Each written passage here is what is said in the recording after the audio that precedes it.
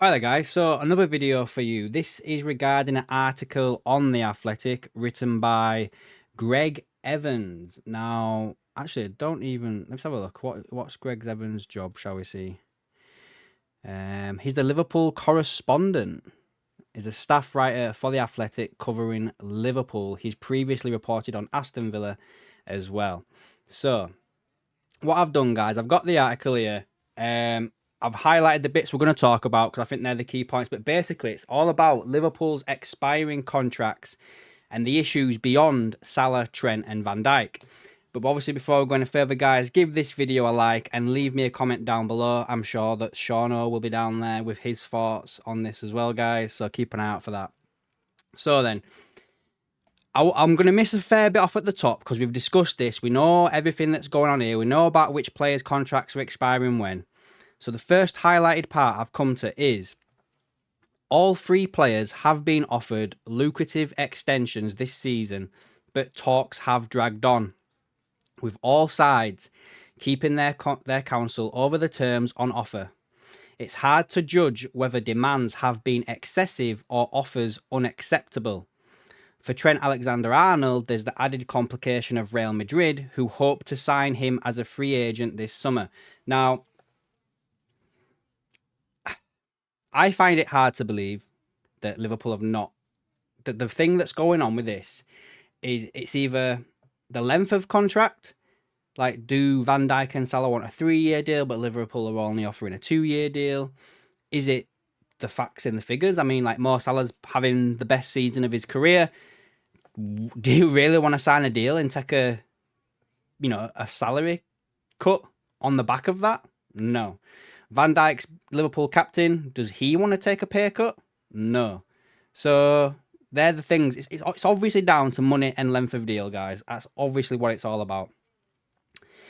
He then moves on to the other important issues in the squad.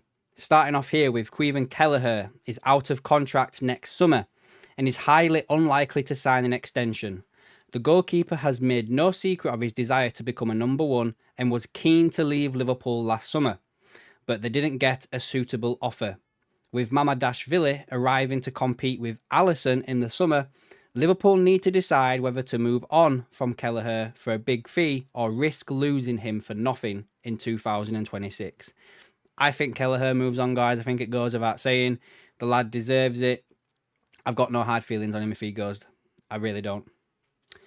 The situation around Konate, however, is not up for debate. Top clubs around Europe continue to keep an eye on any developments, but Liverpool insist that the French centre-back is a part of their long-term plans. At 25, his best years should be ahead of him. A contract was offered late last year and talks have been ongoing. Now again, when you look at what Konate said about this, I think it's all down to money again. I've had the theory that, Liverpool have done a lot of incentivized deals and maybe the players are wanting a bit more guaranteed money. I don't know, guys. I've got nothing to back that up, but that's the only thing I can think of. Or maybe, perhaps, Konate does want to go back to France and play for PSG. I think it's the club that he supported when he was a kid. And if that's the case, I wouldn't hold that against him either. I'd hold it against the club for letting it get this far, but we're in the situation we're in. There's no bother, no point worrying about shit now. Like, do you know what I mean? Like, if he wants to go, he wants to go. If he wants to stay, he'll sign. It's as simple as that. Strengthening further at centre-back is part of the thinking for the next transfer window, as is finding a new left-back to compete with Andy Robertson, who's going to be out of contract in 2026. Now, I think this part here, Seano's going to have a lot to say about. So, the title of this paragraph is, What is the club's approach to contract renewals? FSG runs Liverpool as a self-sustainable business and its decision makers are reluctant to commit vast amounts of money to players in their twilight years. They also prefer highly incentivized contracts that reward performance through bonuses. For example, Salah is the club's highest wage earner with a basic salary of 350 grand a week, but he earns significantly more than that through bonuses that he triggers. Van Dijk, Alisson and Trent are the next highest earners with their deals worth more than 200k a week. Each contract is carefully judged on merit, but some exceptions are made. Liverpool have moved on from Matip, Thiago, Firmino, Milner and Sadio Mane in recent years, and have also allowed Fabinho and Jordan Henderson to leave when attractive offers came in from Saudi. The restructure last summer means that Hughes has taken on the day-to-day duties at Liverpool. He is the point of contact for players and their representatives, updating Edwards with any movements which are then presented to the FSG board. Since replacing FSG President Mike Gordon, Edwards has been looking into multi-club model opportunities and only gets involved with Liverpool for the major financial decisions. When the club generate money, it's up to Hughes and Edwards to decide how to invest it.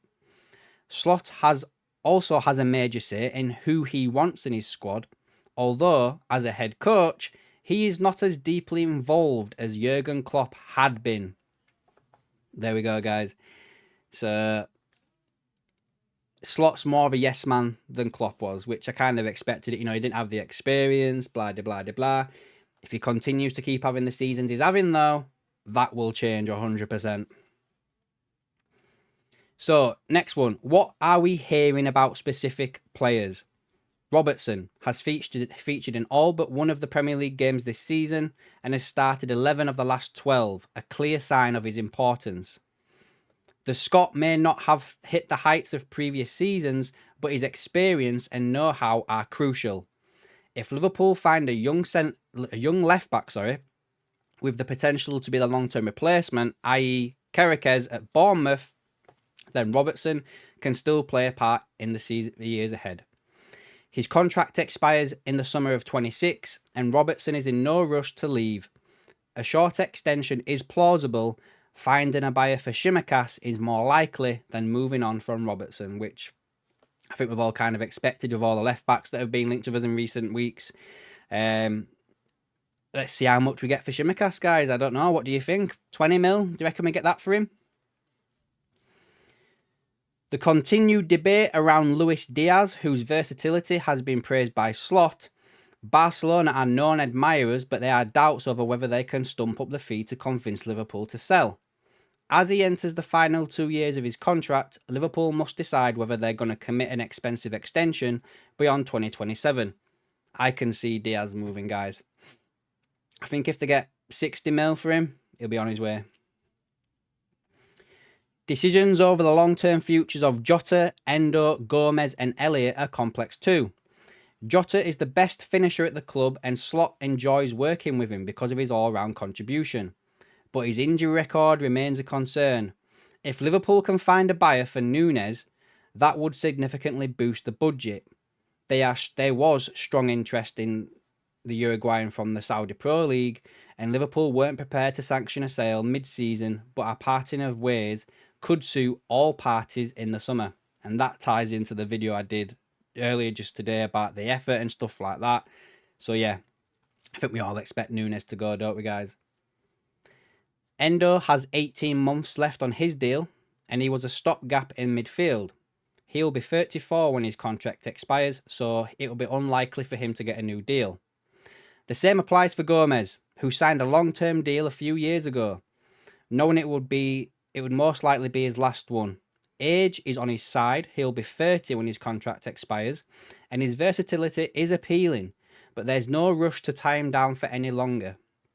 Liverpool's longest-serving player came close to leaving last summer when a fee was agreed with Newcastle as part of a move that would have seen Anthony Gordon go the other way. But Newcastle pulled the plug on those deals. His contract situation could also be complicated because of the recovery from his hamstring surgery that he's had as well. Elliott, meanwhile, dismissed talks of being unsettled in January, but he has been linked with moves away to Dortmund and Brighton, but his game time has remained limited. He will need to assess his prospects over the summer. I think Liverpool keep him.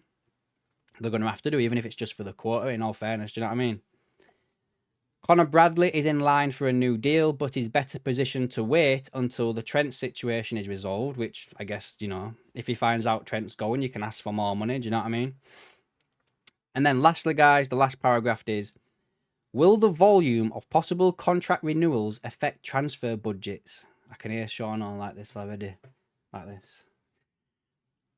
It's too early to say just how much of an impact a potential renewal will have, because that depends largely on what happens with Salah, Van Dijk and Trent. If Liverpool need to replace all three of these key players, they will have to set a huge amount of money aside to rebuild. Likewise, if 1, 2 or even 3 of these players stay, they will be signing on huge terms, which will add to an already growing wage bill expected to be confirmed in the next set of official accounts. As money is all coming from the same pot, it should be noted that an increased wage bill will inevitably reduce the amount of money available to spend on transfers. There you go, guys. That's the last bit I wanted to get out there. And to be fair, it's expected. I'm not fucking surprised by it.